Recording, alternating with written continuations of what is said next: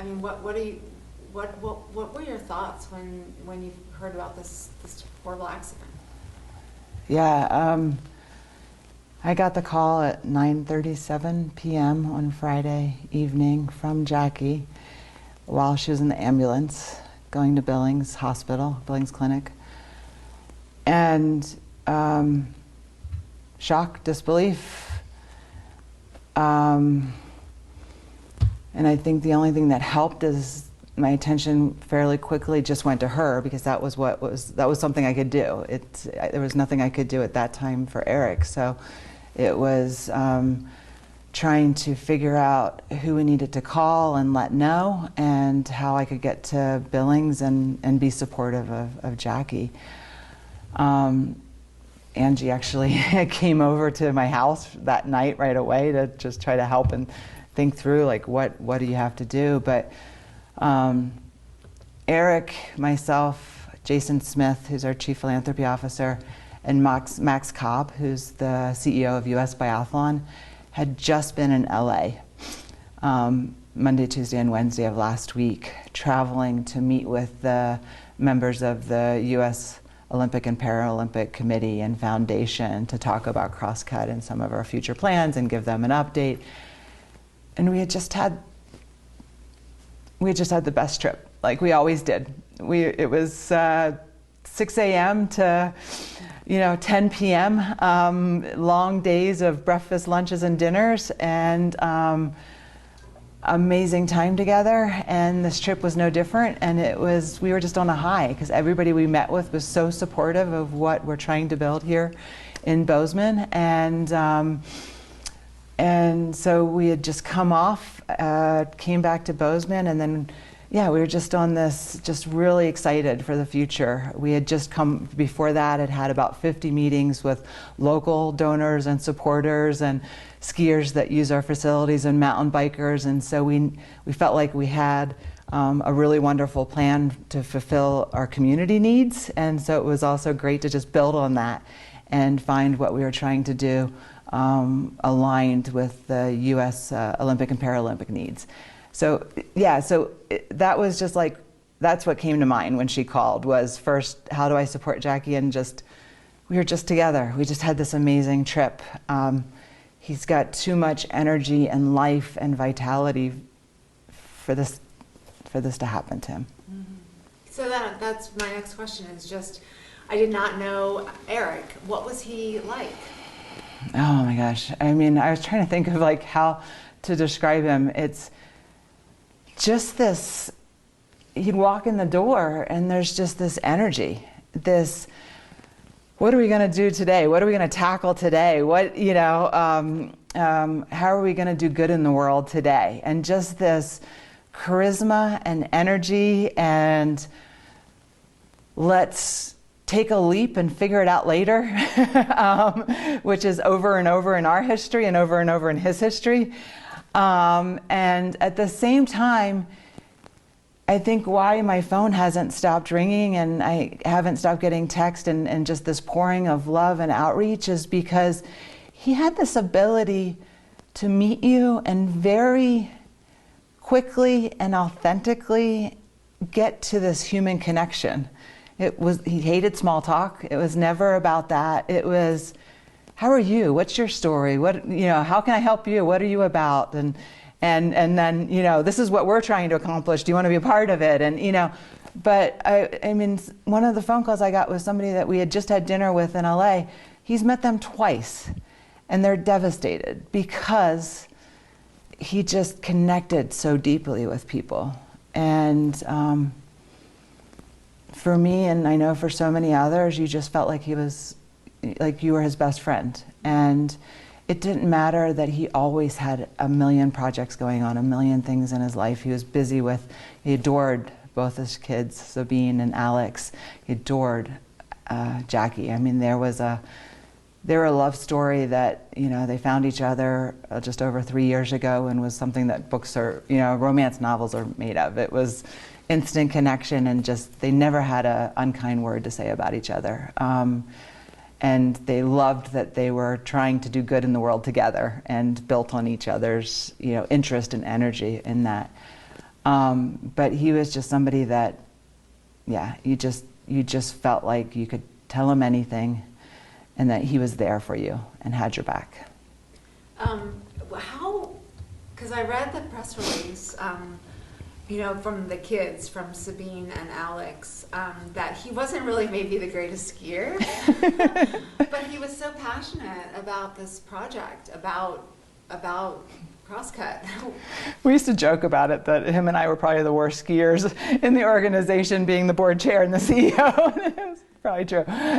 But it started because his son Alex and a couple of their friends really wanted to try biathlon. And while Bozeman has a long history in the sport of biathlon, and some of our American best biathletes have come out of Bozeman, the club had just kind of wasn't functioning at that time. This was back in 2014 or so. And so, like a lot of good dads, that especially with his kind of attitude that you just jump in and figure it out later, a couple parents came together and they started the Bridger Biathlon Club, revitalized biathlon in Bozeman. And so Alex was on that first team, and then his daughter Sabine joined the second year.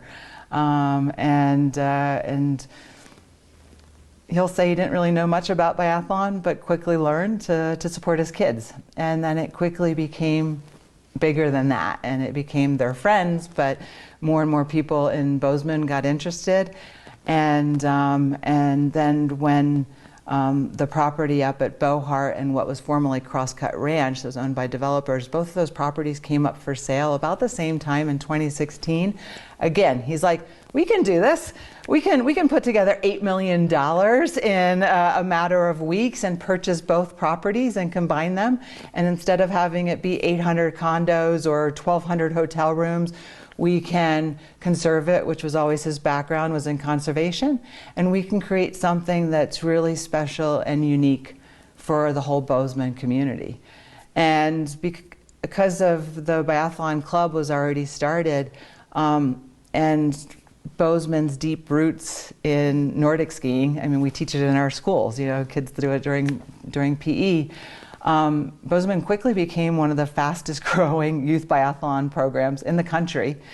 And then a bunch of the Paralympic athletes and the director of the U.S. Paralympic team was here and said, this is the perfect place for us to be based. And so very quickly it went from literally Eric and other board members and other community members figuring out how to groom the trails. He would tell stories of being stuck in a snowmobile with the groomer behind it at 4 a.m. It's just like, I have to dig myself out because who am I going to call? And I just have to figure this out. And so it came from that to the U.S. Paralympic team being based here, 3/4 of our U.S. junior national team being based here, our outdoor education program, which brings kids from schools, from over 2,500 kids come up and learn how to cross-country ski and learn about ecology and indigenous people.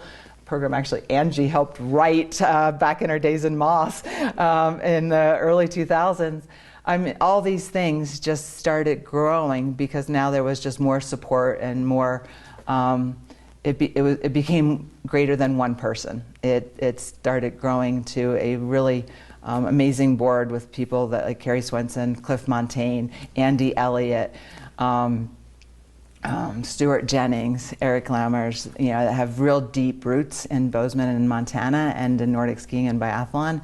And then from there, we're able to hire Coach of the Year, Seth Hubbard, and Lowell Bailey got involved, who was one of our most decorated biathletes, and it just kept growing until now we're at over 55 staff, including our seasonal staff, $5 million budget, including all of our capital improvements that we've been making, and 40,000 users are going up there a year. That's amazing. I didn't know that. 5,000 donors. So Eric must have been really proud. I mean, you guys did that together. Even when we were just having a meeting on Wednesday night here in town, He was like, who would have thought? Like, you know, like we kind of took this chance. We were like, sure, we can figure out how to buy this land, and sure, we can figure out how to get a snow cat and maintain it and groom it. And, you know, he was great at attracting really amazing people that that had deep expertise and also that same attitude that we'll figure it out, which I think is a very Montanan thing. Yeah. And is he from Montana? Is he from here? He's not originally, Yeah. but he's been here quite a while. And yeah, he was really proud of what we've been able to build together, and that honestly that it had grown beyond him, beyond me, beyond any one person. So. And I'm going to circle back just for a second. Did Jackie explain? Did she have a memory of the accident? Yes. She does. They were in their Sprinter van, heading towards their lake house in Vermont. We're going to take a few days to get there, and I had actually talked to them just after they had left Billings, and just normal, you know, getting ready for another road trip, which they've done fairly often. We're excited to camp in the Black Hills, was where they're planning on going that night. And what she says is, you know, she was actually up knitting like she does and talking, and all of a sudden it went from blue sky, beautiful weather, to just black, and couldn't see anything. And so he started, Eric was driving, Jackie was in the passenger seat. He started trying to slow down without not hitting the brakes too hard so somebody would back rear end them. So starting to slow down and gradually move over to the right shoulder. And all of a sudden, Jackie said there's just this semi right in front of them. And he slammed on the brakes. I think he tried to swerve, and they just collided.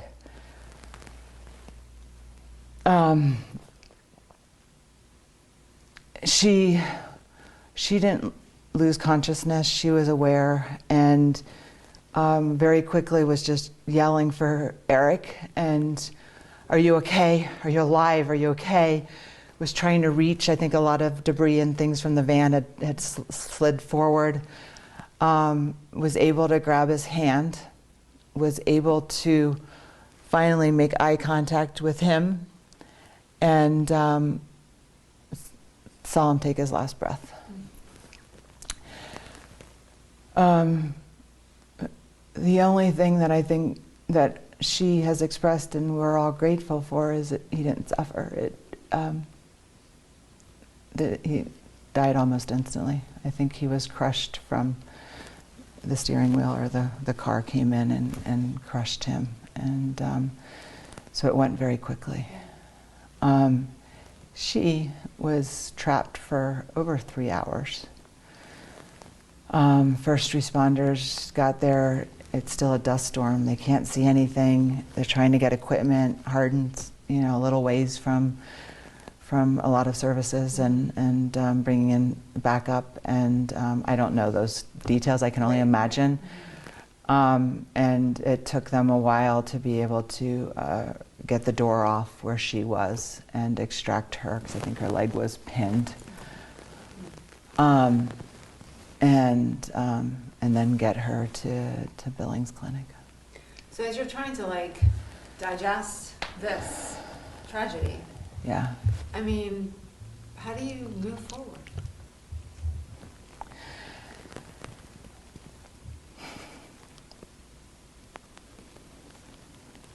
It's interesting because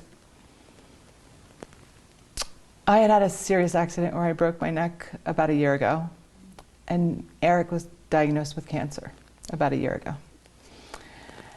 And what that created was, so because of those two things, Eric and I had actually a number of conversations about what happens if something happens to me or him, or we were actually really concerned, or I guess we talked more about what happens if something happens to both of us, because we traveled a fair amount together. We both like to ride motorcycles, and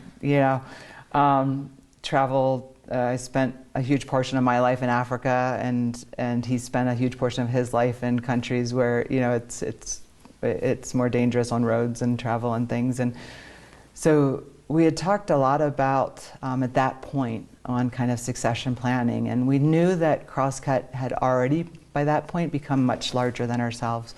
We had just purchased the what was called Trapper's Cabin Ranch, 640 acres, that we were able to, him and I and the team, come together and raise the money to purchase this amazing property just south of Big Sky. So it had already become so much bigger than either of us.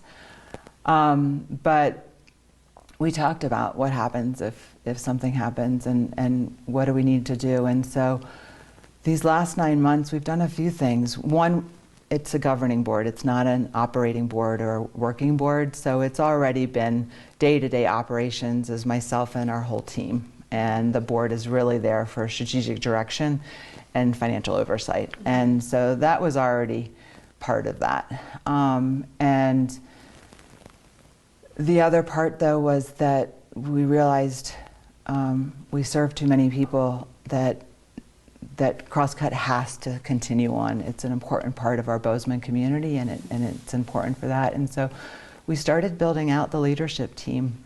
We were able to add Angie as our COO, Kent as our CFO, Jason Smith as our Chief Philanthropy Officer, Lori Staley as our Chief Marketing, and hire others in the community, Heidi for our guest service. So we were able to spend this time to really build out our leadership team, and they are remarkable. And while I was in Billings and trying to focus on Jackie, they kept everything going. So it's to say that from a board, we have an amazing board, and from a staffing perspective, we can move forward. Eric will leave a hole that we can't fill. He was an amazing ambassador for Crosscut, an amazing fundraiser for Crosscut, and a really good friend to a lot of us. And so that there'll never be somebody that can replace him. But as far as our leadership and continuity and the organization, well, those things are in place to continue on. Okay, so you've established this fund in his name for raising money to. Why do that? What is, I mean, obviously the goal is raising money, but it's more than that, right? It's Absolutely. So Jackie Love, one of her first things to me Saturday while she's in the hospital about to go into surgery is, how are we going to make sure this legacy that he started continues? How are we going to carry forward his spirit, his entrepreneurial energy?